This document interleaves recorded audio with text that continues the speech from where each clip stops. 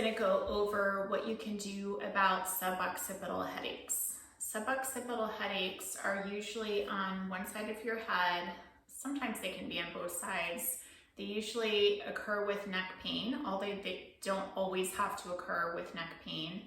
And there's definitely some things that you can do to decrease the suboccipital headache and prevent recurrences from of that same headache coming back, or decrease your risk of recurrence. So the first thing that we're going to do is find the suboccipital joint, and you can find this by, if you lift up your hair in the back, or if you're a guy, maybe you don't need to lift up your hair, but basically if you go to your hairline, and you can feel two bumps on either side of your hairline. So you can feel the spine in the middle, and then you can feel a bump on this side of your head and a bump on this side of your head.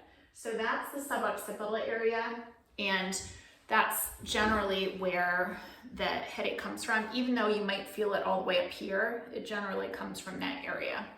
So our first goal is to stretch that area out. So generally what's helpful is bringing the chin back into a chin tuck, and an unhelpful position is sitting where the chin is out and you're kind of extending the upper cervical spine. So the first thing to do is to make sure you're supporting your chair, and for that, what you can do is put a pillow behind your back so that you're kind of correcting your posture from the bottom up. So with the pillow behind you, you could try it this way, you could try it this way, vertical wise, and sometimes that just kind of pushes your pelvis forward enough so that you're all of a sudden sitting upright and your head's balanced on top of your body.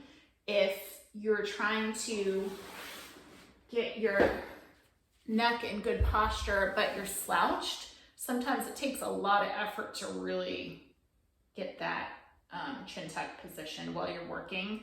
So if you correct it by pushing your spine forward and all of a sudden your head is in a balanced position, that's a better way to do it versus slumping and forcing your neck back.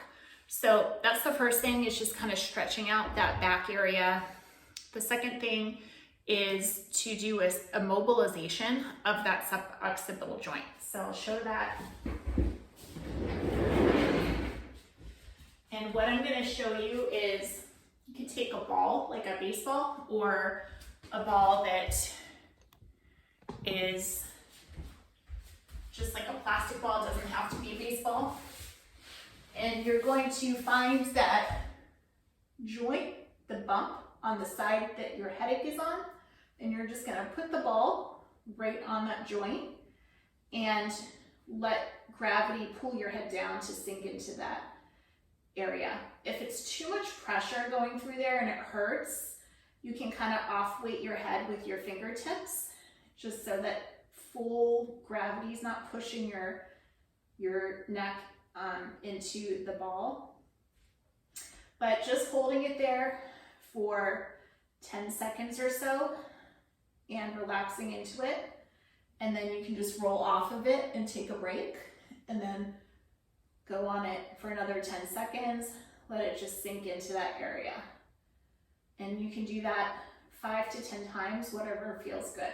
So that's a mobilization technique for the upper cervical spine. We'll go over some progressions in the next video.